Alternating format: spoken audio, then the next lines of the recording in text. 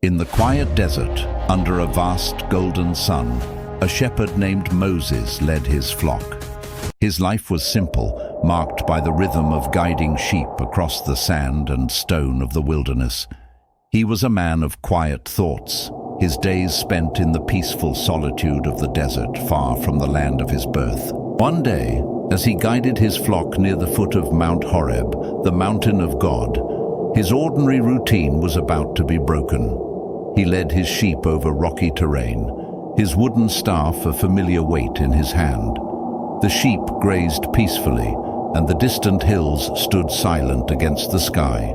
As the sun beat down, Moses paused to rest, sitting on a rock to drink from his leather flask. The desert wind gently moved his robe and beard. It was a day like any other, until it wasn't. As he sat there, a strange, faint glow flickered in the distance, catching his eye. Squinting, he saw it dancing between some bushes. Curiosity piqued, he rose to investigate. As he drew closer, he saw something impossible. A thorny bush was engulfed in bright orange flames, yet it was not burning. Not a single leaf was consumed. The fire danced and crackled, but the bush remained whole, its green leaves vibrant against the blaze. Sparks rose gently into the air, casting a warm, divine light on the surrounding rocks. Moses walked cautiously toward this incredible sight, his eyes wide with awe. His sheep, sensing the strangeness of the moment, stood frozen behind him.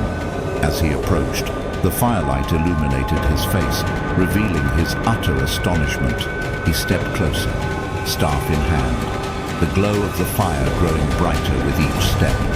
Suddenly a voice called out from the heart of the flames. "Moses! Moses!"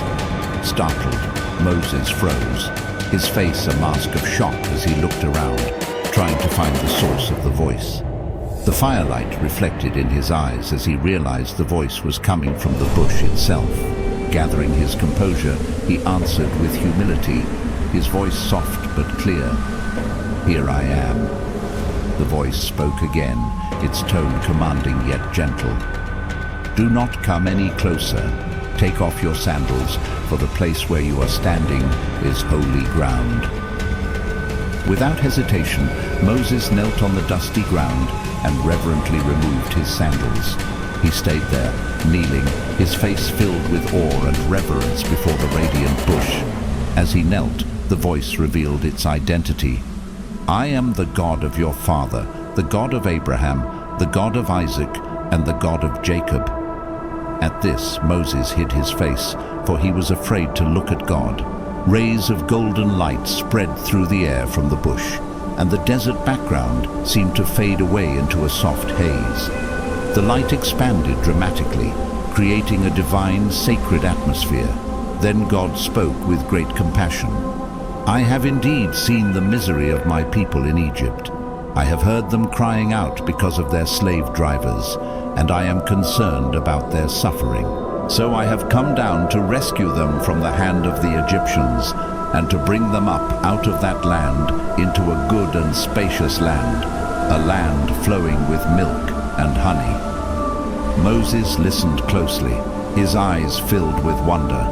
The flames of the bush moved gently, pulsing with a warm, soft light that seemed to resonate with the divine words. God then gave Moses his mission. "So now go. I am sending you to Pharaoh to bring my people, the Israelites, out of Egypt." The weight of this command settled heavily upon Moses. He looked down, a wave of doubt and worry washing over him. He clutched his staff tightly. Who was he to stand before Pharaoh? Who was he to lead an entire nation? He was just a shepherd, a man who had fled Egypt years ago. He voiced his fear. "Who am I that I should go to Pharaoh and bring the Israelites out of Egypt?" God's assurance was immediate and powerful. The bush shone brighter, casting a warm, comforting glow over Moses. "I will be with you," God promised. Hope began to replace the doubt in Moses' heart. The desert grew still and quiet as he looked up, his face brightening in the divine light. But Moses had another question. He lifted his hand slightly. Suppose I go to the Israelites and say to them, "The God of your fathers has sent me to you," and they ask me, "What is his name?" Then what shall I tell them? The burning bush began to shine with an even greater intensity. Sparks rose gently as a mystical, divine light filled the air. Then God revealed his sacred name. The voice declared, "I am who I am. This is what you are to say to the Israelites. I am has sent me to you." At the proclamation of God's name, a radiant, blinding light burst from the bush. Moses shielded his eyes as a powerful wind swirled around him, kicking up sand and dust. The moment was overwhelming, powerful, and utterly sacred. When the light subsided, the flames burned steadily once more. Moses remained kneeling, breathing deeply, his eyes closed in a moment of still awe. Tears glistened in his eyes, reflecting the soft firelight. He was completely overwhelmed by the encounter, by the weight and wonder of the message he had received. The desert wind swirled around the bush, carrying sparks and dust in the golden light, a visible sign of the divine power that had just been revealed. Filled with a newfound purpose and courage, Moses stood tall and determined, gripping his staff. The burning bush glowed softly behind him, a silent testament to the promise that he would not be alone. As he accepted his call, the flames of the bush began to fade, softening to a gentle golden glow. Embers floated upward into the quiet desert air, like tiny stars ascending into the dawn.